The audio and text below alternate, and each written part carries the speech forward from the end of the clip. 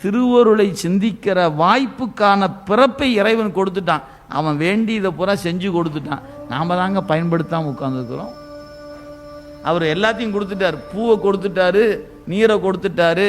என்ன பண்ணலாம்? இது போதுமையா புண்ணியம் செய்வதற்கு அப்படின்னு திருமூலர் வழியை சொல்லவும் சொல்லிட்டார். புண்ணியம் செய்வார்க்கு பூ உண்டு நீர் உண்டு. அதுக்கு அவர் பின்னாடி அப்பர் சாமி வந்தாங்க. கற்றை செஞ்சடையான் கற்றுக்கொள்வன வாயுல நீருல சொல்ல, கற்றுக்கொள்வன வாயுல நாவுல, இட்டுக்கொள்வன பூவுல நீருல. அவர் சொன்னா பத்தாவது, இன்னொருத்தர் சொல்ல அவரும் சொல்லிட்டு போனார். திருமூல சொன்னா பத்தாதா என்ன? இல்லை இல்லை, அப்புறம் சொல்லட்டும், நீங்க சொல்லுங்கன்னார். அவர் மட்டும் சொன்னா போதுமா?